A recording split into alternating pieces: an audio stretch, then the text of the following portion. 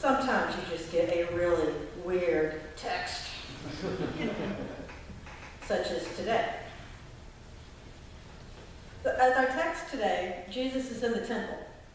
He's taking questions from the crowd. The question posed by the Sadducees sounds like it might have come from a political analyst on one of our modern-day news channels. So here's the problem that I have with that whole resurrection idea. Let's say there's this one woman, her husband dies. In keeping with our law, she marries her brother-in-law. They don't have any kids. He dies, she marries the next. So on and so on. Just to further complicate the question, let's say it was a family with 7 brothers, and at some point in her life, she was married to every one of them. Now, at the end of time, when the resurrection of the dead occurs, who gets her? Whose wife is she? Well, one of the problems with the guy's question is something we do as well. We try to reason from our own perspective, and we squish God into that, rather than trying to stretch our perspective towards God. Take, for example, the description of Noah's Ark found in Genesis. So make for yourself an ark of cypress wood. Make rooms in it and coat it with pitch, inside and out. The ark is to be 300 cubits long, and 50 cubits wide, and 30 cubits high. Make a roof for it, leaving below the roof an opening 1 cubit high all around. Put a door in the side of the ark, and make lower, middle, and upper decks. What do we do when we read that? We pull out our measuring sticks, we pull out our calculators, we start doing the description. We start doing the thing. How big is it? Will it float? The 200 every kind of animal really fit in it? I don't know. Based on our answers to these questions, we decide, do we think that story is historically true, or do we think it might be true in another way? And as a people of faith, we often divide ourselves according to those answers. No, I'm not saying those are bad questions. These questions, and ones like them, are the basis of archaeology, anthropology, and other scientific studies of ancient cultures, peoples, and times. That understanding helps point us towards what God is saying in the stories of these people. They're very important, and I entertain myself with them for much of my life. What I am saying is that the details and specifics of ancient shipbuilding and animal husbandry are not why God has given us that story. More importantly, because we get caught up in the details, we risk missing what God is actually saying to us. That means that while they may be perfectly good questions, if we really want to understand who God is and how God operates on this physical plane, those are the wrong questions to be asking. The other problem with his question is this. The guy already doesn't believe in the resurrection, so why is he asking about it? That makes me think it's not really a question. It's a carefully contrived conundrum specifically designed not to result in learning, but to prove his point. The Sadducee has already decided what the answer is. He's simply trying to get Jesus to agree. It's a trick question. I read this scenario and wondered why nobody ever asked the woman who or if she wanted to remarry. Feminist and liberation theologies have made amazing changes in the world where we live. We would not be this congregation without those types of questions. At any rate, the tricky Sadducee has successfully drawn me into his carefully prescribed little world. The train wreck that is our current political landscape is an excellent example of this way of thinking. Each candidate wants us only to see the best of them and the worst of the other. This way of campaigning, often called mudslinging, is nothing new. It leaves voters confused. The 2012 numbers have not been released, but in 2018, according to Independent Political Report, Mickey Mouse received 11 votes for president. He beat Santa Claus by 2 votes, and Santa beat Jesus by 6.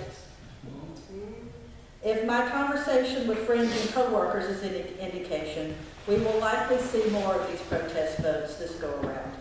With so many people planning to vote against rather than for, I feel that as a nation, we have been pulled into someone's carefully prescribed little world.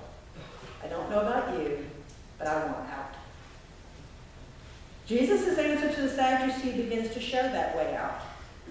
He answered the question the guy was asking, the wrong question, as well as the question that he wasn't asking. Jesus pointed out that when Moses saw God in the burning bush and asked who was there, we can learn a lot about the answer. God said, I am the God of Abraham, the God of Isaac, and the God of Jacob. We can learn something from that, but we can also learn from what God did not say. God did not say, I am the God Abraham worshipped. I am the God Isaac worshipped. I am the God that Jacob worshipped. Now, just to keep the timeline straight, from the human perspective, Abraham, Isaac, and Jacob would have been long dead and buried before Moses was even born.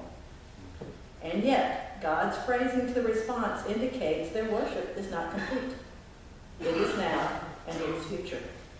Continuing and expected to continue. God is the God of the living, not dead. God is the God of the present and the future, not that which is finished or complete. God is the God of the incomplete, those with work in progress and those with work yet to do. In our political landscape, we have a lot of work yet to do, and we need to start asking the right questions. So with my mind on Tuesday, I went searching for some help in finding reasons to vote for one candidate as opposed to the other. I came across a blog entry on thegoodmenproject.com entitled, Questions to Ask Yourself Before You Vote. This guy is on to some of the right questions, so I wanted to share them with you. Number one, what attributes do you value most in a leader? Think about the people you've worked with, people who have helped you in your life. Your friends, think about people you truly admire. Think about what it is about them that helps you feel confident about their decisions. Is there a candidate who demonstrates those traits? Who do you feel more aligned with regarding the things that are most important? Of all the issues pressing the United States today, which ones touch your life directly? Is your paycheck affected by U.S. foreign policy? Have the recent changes to healthcare law been helpful or harmful to you personally? Which candidate comes the closest to supporting what you would like to see done? Number three, who has a better response to conflict? And could it make the world or our nation a safer and fairer place? This includes questions such as, what does it mean for this country to be safe and to be fair? If we can't be totally safe and totally fair, which is more important?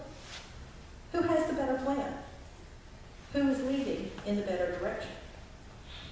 And finally, ask yourself, am I so filled with anger, fear, and distrust that I am judging one of the candidates unfairly? This includes considerations such as, am I giving personality, gender, appearance too much weight? Am I voting for this person to keep the approval of my family or my peer group? Am I voting for this candidate because I always vote that way? If I weren't angry, afraid, or mistrustful, who would I vote for? Asking the right questions helps pull us out of our own heads and towards the mind of God. How do we determine the mind of God? Jesus helps us with that in John 5:19. He says, I, the Son, can do nothing by myself. I only do what I see the Father doing. Whatever the Father is doing, I also do. These, I think, are the right questions. What is God doing in our lives, in our homes, our communities, in our nation, in our world? Are we part of the problem? Are we part of the solution? How do we become or make sure we stay as part of the solution? What I'm suggesting we do is called a thought experiment. It's when you consider the options all the way to the end result, and then you decide how you feel about that result. For example, let's say you're trying to decide whether or not you should get more education. There are two possible answers. Yes, I should, or no, I should not. So you think, if I decide no, stay right here where I am as far as education goes, is this a good place for me to be? Is this where I want to be? Am I okay with life the way it is? Then consider the other side of the question. If I decide yes and continue my education, I can go through formal education, which creates questions based on where to attend, how long it takes, how much it costs, will the results be worth it in the long run, and the option of going for a less formal education.